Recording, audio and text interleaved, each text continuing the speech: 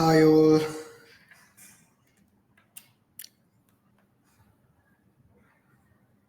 Yes.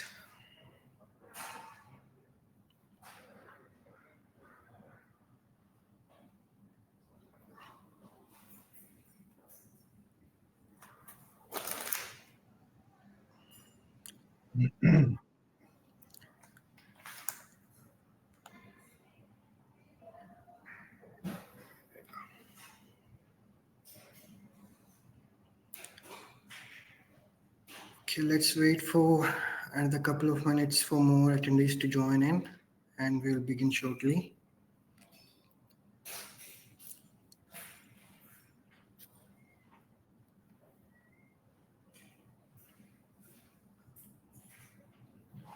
Subin, there's a question in chat. Will there be a recording shared afterwards? Yes. The session will be recorded and will be directly emailed to all the attendees. Okay. And we'll also be publishing it in our social media platforms. Okay, great to hear that. Yeah.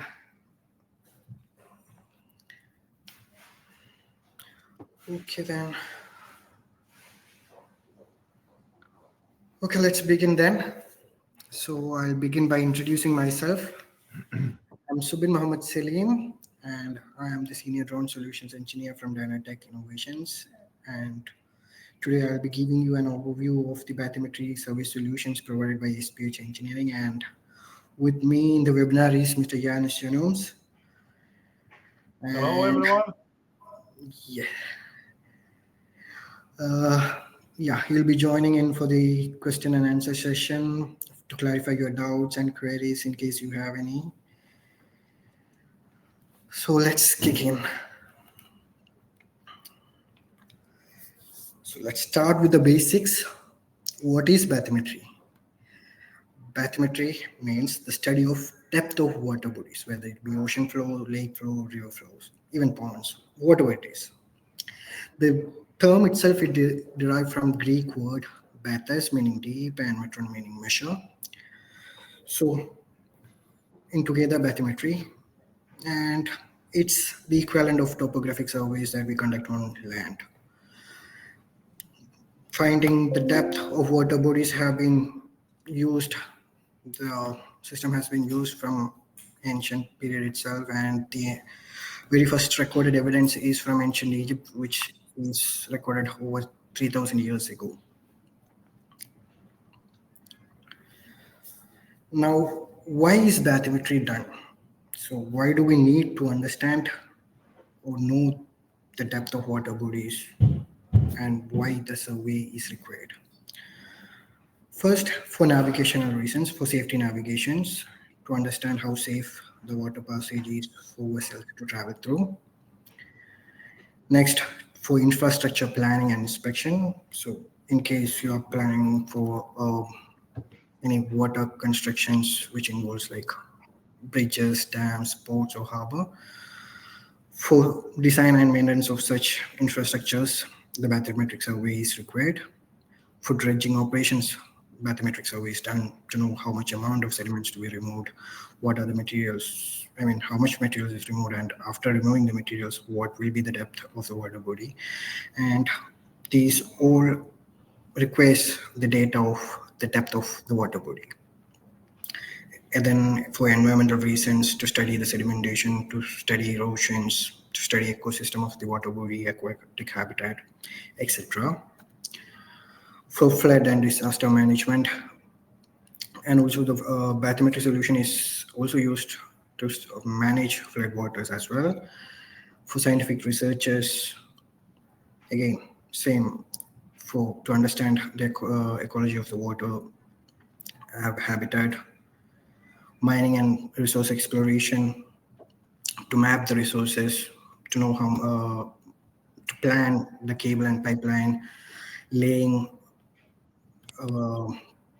operations.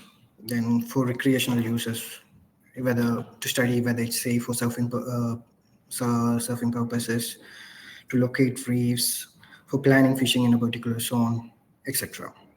So in all these cases, bathymetry surveys are extremely required and important. And now I will be just focusing on two main industries where bathymetry is required and is mostly in use: the mining industry and the construction industry. In mining industries, as mentioned earlier, to plan the mining activity itself, to know how much water needs to be pumped out from a pit, to determine again the pipeline and other infrastructure constructions, etc. And in the construction industry, bathymetry is used to map the underground, the water bed, in order to plan construction of bridges, whether it be bridges, oil rigs, platforms, etc. And now let's see what are the technologies used generally in bathymetry. The main and the traditional method which was being used from ancient time is a man with a measurement pole and later with a GPS receiver to measure the depth of the water body. This can only be used when the water bodies are shallow, and again it's a time consuming process, difficult process. Then there is green wave lidars. The pros of green wave lidar is that it works well in shallow waters. The green wave lidar doesn't have any dead zones, but it is expensive, and the turbidity and the depth of the water body will influence the accuracy. Then the ground penetrating radars are also used for bathymetric surveys. The pros is that it can even be done when the water is frozen and also when the currents are stronger. But the con is that it can only be used in fresh waters where the water conductivity is low. If the water conductivity is high, like in sea waters or lake water, then the radar signals will be affected and hence the accuracy as well.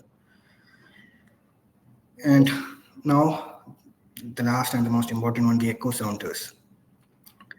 The echo sounders can work up to 200 meters of depth, can measure sediment depth as well, but it has dead zones of 15 to 50 centimeters, and strong currents may affect the accuracy of the survey. Echo sounders, using echo sounders, we can survey using uh, boats and ROVs and even drones. But why to use drone-based bathymetry? The advantages of using drone-based bathymetry is that it can access difficult terrains where it's difficult for the unmanned boats to get into even manned boats. In hazardous condition where uh, the area is polluted or contains hazardous chemicals, if the water body is filled with seaweeds or floating debris, and even in waves, drone-based echo sound solution works good. So what is an echo sounder? Echo sounder, again, is a device that's used to measure the depth of the water. The echo sounder sends sound waves to the bottom of the water, right? And the sound waves get reflected from any of the obstacles in the water body. It can be either seaweed, even fish, or rock bottom. Whatever it is, the sound gets reflected, and the reflected sound waves, which is called the echo, is received by the echo sounder, and the time taken to receive back the echo sound is calculated. Since we know the speed of the sound wave in water, by knowing this time, we can calculate the distance, which is the depth. And this is the basic working principle of an echo sounder.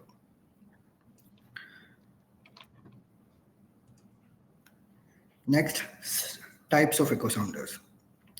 Actually, there are multiple types of echo sounders. To name a few, single beam echo sounders, multi-beam echo sounders, scanning sonar also uses the echo sounding principle.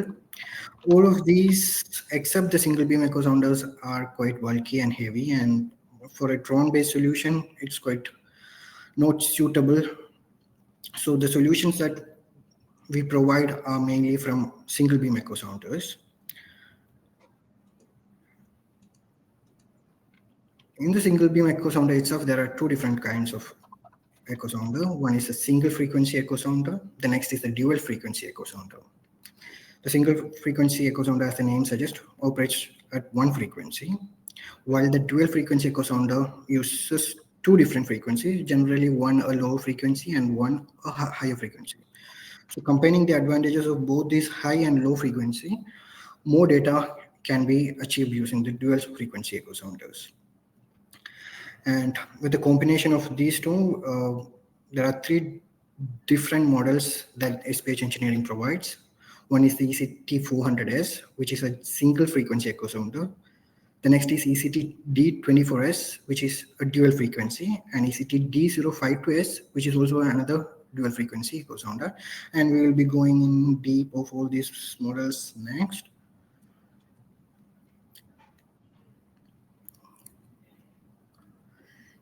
The ECT400S, the single frequency echo sounder from SPH Engineering, and this has an acoustic frequency of 450 kilohertz. What this sound wave does, as depicted in this image, is that it gets deflected from the very first obstacle that it encounters. It can be either seaweeds or even fishes. And this cannot penetrate through this seaweeds. So you will be getting the depth measurement up to the first obstacles. So generally, it will be the seaweeds. If seaweeds are not present, then the sediment depth. So whatever is the first obstacle in the water body, you can measure the depth until that. The pros of using the single frequency echo sounder is that it has a dead zone of only 15 centimeters. So it's very suitable for shallow water surveys. The next is the ECT-D24S dual frequency echo sounder. In this echo sounder, the 450 kilohertz frequency from this single frequency echo sounder is used, along with a lower frequency of 200 kilohertz. So as in the single frequency, the 450 kilohertz waves gets reflected from the first obstacle. So you will be getting the depth measurement of seaweeds in general. And then the lower 200 kilohertz will pass through and penetrate through the seaweeds and reaches the sediments. But this will not penetrate the sediments. So you will be getting the measurement up till the sediments and up till the seaweeds. So the minimum practical survey depth of D24S is 0.8 meter, and it also comes with tilt and temperature sensor. The last is the ECT-D052S, again the other dual frequency sensor. Here, the 200 kilohertz frequency is used with a much lower 50 kilohertz frequency. The lower 50 kilohertz frequency can even pass through the light sediments and reach the hard bottom. So using this particular echo sounder, you will be able to detect the depth of light sediments, and the 200 kilohertz will pass through the seaweeds to measure the depth till the sediment. So the sediment thickness and sediment properties can be understood using D052S. The minimum practical survey depth is 1.2 meter. Again, comes with tilt and temperature sensors. The component of the solutions that the bathymetry solution SPH Engineering provides include the echo sounder itself, whichever model you are going for, then the SkyHub onboard computer using which the solution is integrated to the drone. Then you have the radar altimeter, which is attached to the drone for true terrain following. Flight planning is done using the QGIS software, which is pretty simple and straightforward. And post data processing is done using i4 Hydromagic or any other alternative softwares for data processing bathymetric surveys. In data processing, using i4 software Hydromagic, you can get 2D and 3D views, depth contours, colored maps to understand the depth at a different position of the water body. And data processing itself is a very large topic to be discussed, and I hope we will be having another webinar session on data processing alone. And this brings to the end of the basic overview of the solution. This was pretty much what we wanted to discuss today in the webinar session. And now for the question and answer session, if you will have any, you can post it here and Mr. Yanis will be answering your queries.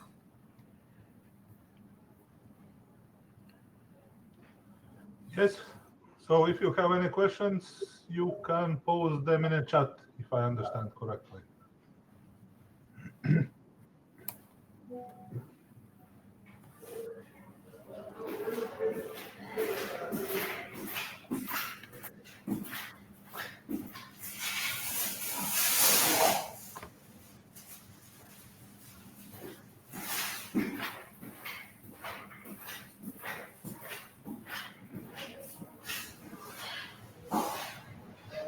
Okay, just to add some couple words from my side.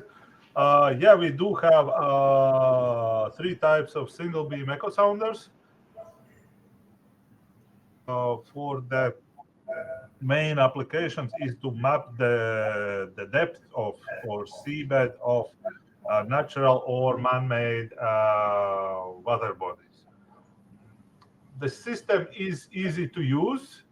The echo sounder itself hangs under the drone.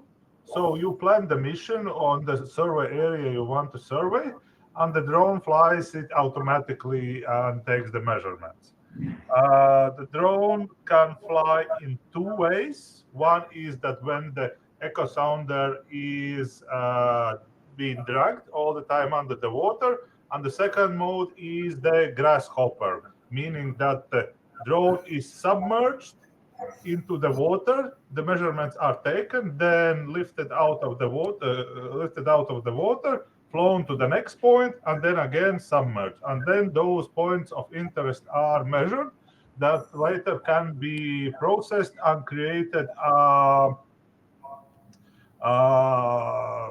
map of bedding of the water body. Yeah. So we do have a couple questions. What type of drone can be used with these sensors? Is DJ350 suitable? Yes, the main set of all the necessary hardware and fittings and so on are made specifically for DJI M300 300 and M350 drones. So that is as an option available. Of course, there are other drones that can be used. We need to look case by case. Question from Abin.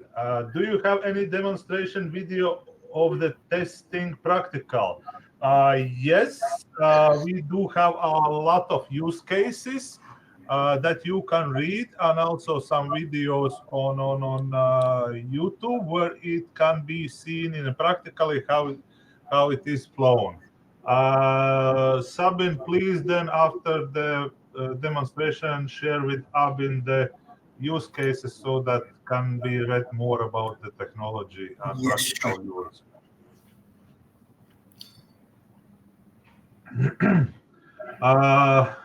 Question from Musab. What is the format of output from echo sounder? It's a CSV file. It's a CSV file with the coordinates, depth, and other data that comes along with that, tilt angle, and so on. So you can process that data. We recommend Hydromagic, but any other application that can process CSV files is good. Question from Asili. Yes. What is the ECTD052S effectiveness compared to USB-based dual frequency echo sounders? For example, the 390 echo sounder on a boat, I presume. To be honest, I'm not that familiar with the model that you mentioned. I need to look into the specifications of it. But the effectiveness should be if it's in terms of precision, it should be the same. But I'm not sure because I'm not familiar with that model. There are some advantages, of course, against boat-mounted echo sounders is that you can access those places where it is hard to deploy the boat. Water bodies with steep banks, or if the water body is not accessible with the boat, as the boats might be large, in dense forests when you can fly over and do the measurements, or rocky banks or muddy banks when it's hard to deploy the boat. So there are a lot of benefits of the drone-based echo sounders.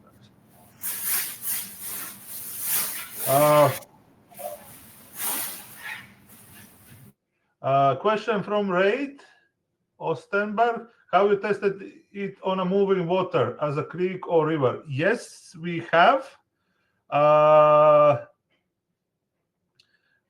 It is possible to do measurements, let's say, in a river perpendicular from the flow of water. So if the flow is coming, then you can fly this way if you need the profile.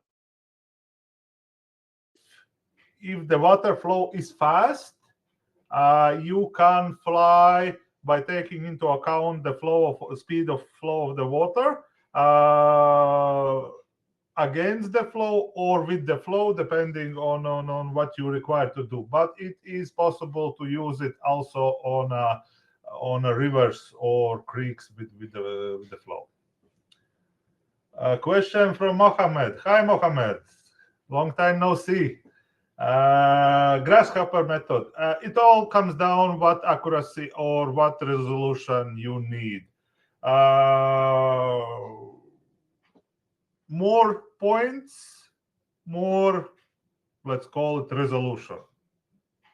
There is, the minimum number is 1, but that will not be suitable most probably for your needs. Depends on the requirements. Is it a question from Abin? Is it applicable in oil and gas industry? If yes, please explain how and in what ways. For oil and gas industry, it is possible to use, and they do require echo sounders, but in a terms of I would say a construction or developing. For example, if you need to lay a pipe from one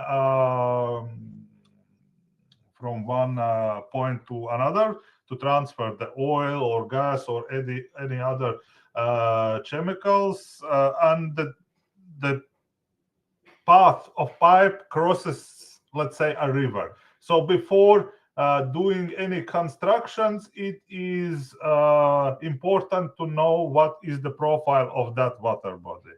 Or if there's planning a constructions in, let's say, new facilities near the water in ports or shores, it is important to know the profile and the depth of the water body so that engineers and architects can plan those constructions. It doesn't apply directly in one case. Those echo sounders you can use not only into the water, but also in other liquids, even those that are dangerous and to the human health. So maybe some large storage tanks or tailing ponds, I don't know what kind of applications that could be. In those can be used also echo sounders to check if there are sediments, for example, or buildups at the bottom of those tanks or ponds or etc. So those kind of applications in oil and gas industry, yes, mainly to do the constructions and after construction monitoring. As a kind of side of, or if you have those ponds or whatever that you need to monitor, they can be used. Yes. I hope that answers your question. So next question from Musab is there will be an offset in height to be configurable in setup?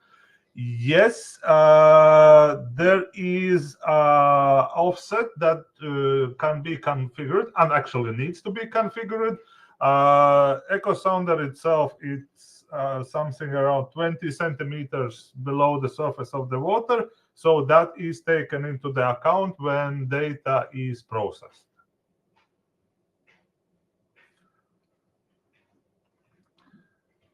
Yeah. One more question from Raid. In an oil and gas applications, could we use it in a tailing pond as long as we can penetrate the solution? Sorry, I need to Google the translation. If I understand what is solid.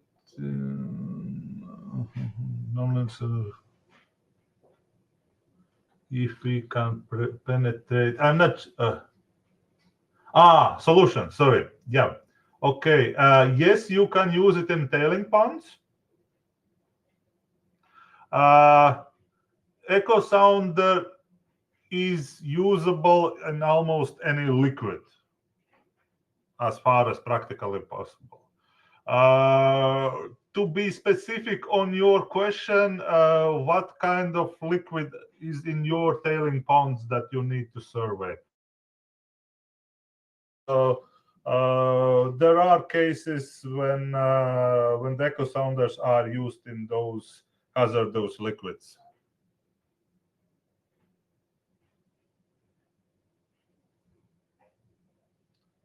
I do hope, Ray, I answered your question.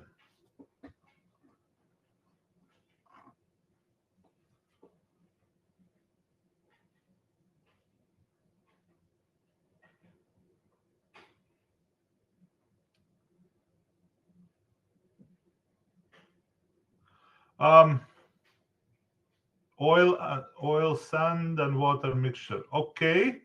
So I presume as oily sand, there will be layers. So the water will be at the top, and the sands will go down. I think that best case scenario is that we need to do a proof of concept.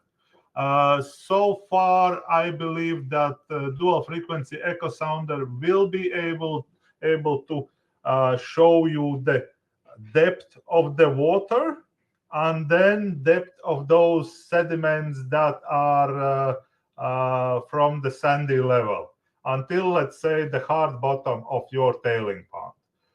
To be 100% sure, we need to do, let's say, a proof of concept of that, meaning that we go to your tailing ponds and do a test and then compare with other methods. But so far, from theoretical side, I don't see that there would be any issues.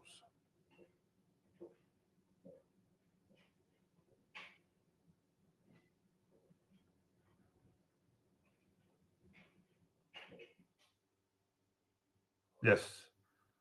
For more details on that, contact with Sabin and he will provide possibilities or technical details, or we can, if you have more specifics about the depth and contents of your tailing ponds, please reach out to Sabin. We will then can organize a joint call to discuss that in more details. I can, from our side, also invite some engineers or colleagues with more technical points to cover in those discussions.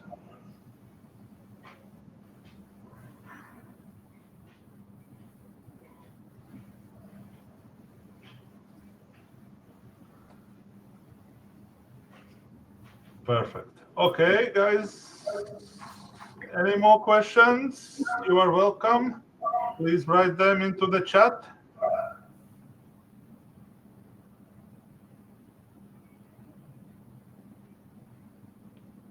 Christian, thank you for attending.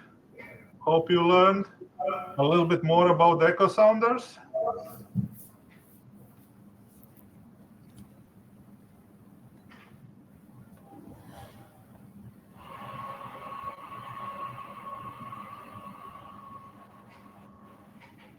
Okay, then, thank you for attending. If you have any more questions, please feel free to reach out to Sabin. He will answer in more details. Yes, please.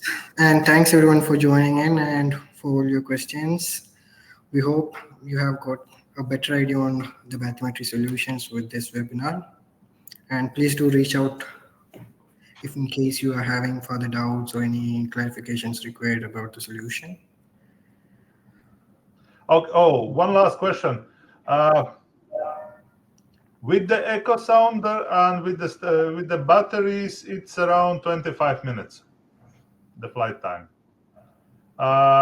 In case that let's say you are deploying the drone near your tailing pond. If you have a distance that you need to cover, let's say to access the tailing pond, of course the time gets less, but around 20-25 minutes depending on weather conditions, wind condition of the batteries, etc.